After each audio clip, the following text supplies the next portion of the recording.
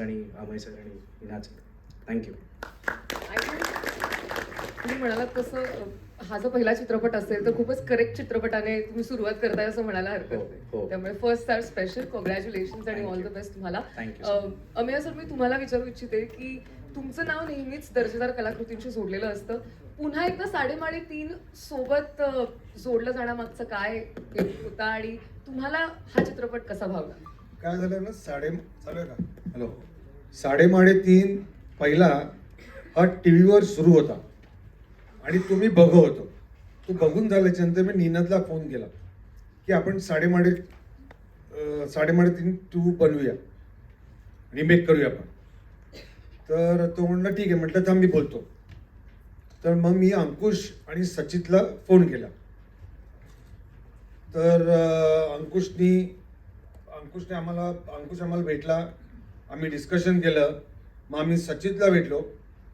पण सचित खूप बिझी असल्यामुळे, कारण त्याचा पुढचा चित्रपट होता, त्याची मालिका जोरात चालू होती. नंबर 1ला त्याची मालिका होती. सचितकडे बिलकुल तारखा नव्हत्या. पण मी सचितचे आभार मानीन की त्याने आम्हाला परमिशन दिली चित्रपट बनवायला. आणि आम्ही पुन्हा एकदा साडेमाडे 3 2 हा उत्कृष्ट सिनेमा दिग्दर्शक अंकुश चौधरी यांनी बनवलेला आहे. आणि म्हणजे आता माझा सिनेमा म्हणून नाही, पण मी खरं सांगतो अप्रतिम सिनेमा झालेला आहे. तुम्ही खरंच खूप हसाल. म्हणजे सगळे जे आपले ॲक्टर्स आहेत ना, त्यांनी अप्रतिम काम केलेलं आहे. कृपा करून माझी विनंती आहे की थिएटरमध्ये जाऊन हा सिनेमा बघा. हा कुठे टी व्हीवर वगैरे याची वाट बघू नका. 30 जानेवारीला थिएटरमध्ये जाऊन पुन्हा एकदा साडेमाडे 3 2 हा सिनेमा कृपया बघा. याच्यावर मला फक्त एक गोष्ट सांगावीशी वाटते, जी मी आज इकडे सगळे मीडियाची लोक आहेत ना,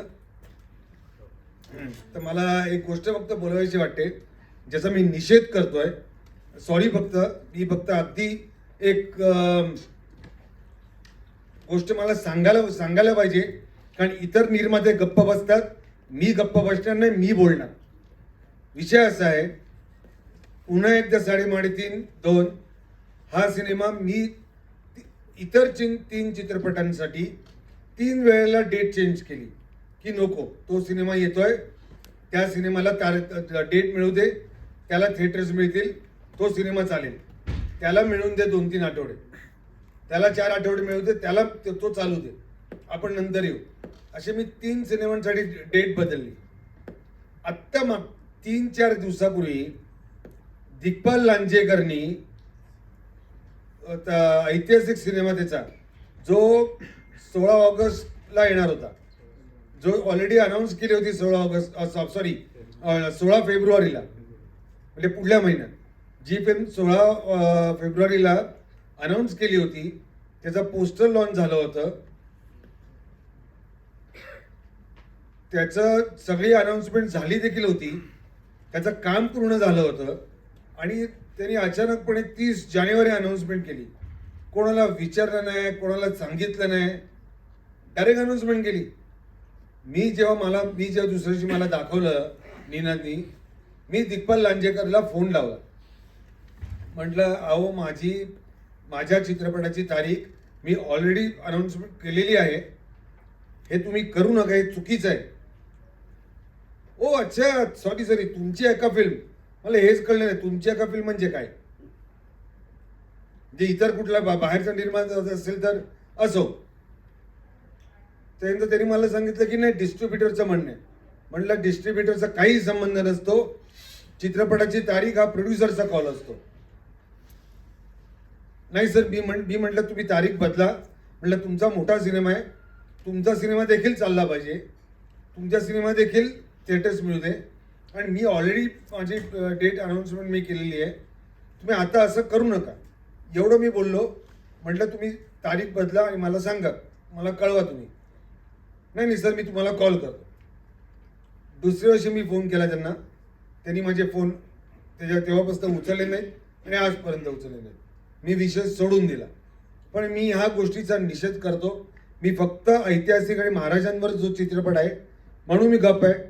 पण आपण मराठी निर्माते हे सगळे असे दिवसाला 3-3, 4-4, 2-2 चित्रपट येतात आणि आपण गप्प बसतो, तुम्ही कोण बोलत नाही. म्हणून काही निर्माते खरंच शेफारलेत.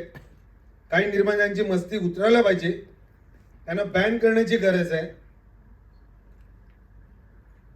म्हणजे जर का दिग्पाल लांजेकरनी असा दाखवपणा केला तर मी निर्माता संघ आणि महामंडळाला सांगेन की दिग्पाल लांजेकरला बॅन करा म्हणून. का न करावं? की आम्ही काय हे सगळे लोक आमच्या चित्रपटात 150-200 लोकांची मेहनत केली, ती काय मेहनत फुकट जाणार? कलाकारांनी मेहनत दिवस रात्र. असो, मी फक्त या गोष्टीचा निषेध करतो. त्यांना देखील थिएटर मिळू दे, आम्हाला देखील थिएटर मिळू दे.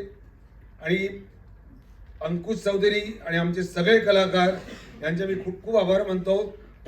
खूप खूप धन्यवाद. संपूर्ण टीमचं धन्यवाद. आणि सर्व प्रेक्षकांना हात जोडून नम्र विनंती, 30 जानेवारीपासून चित्रपटगृहामध्ये जाऊन पुन्हा एकदा 3:30 हा चित्रपट बघा. धन्यवाद. संजय यादव, धन्यवाद.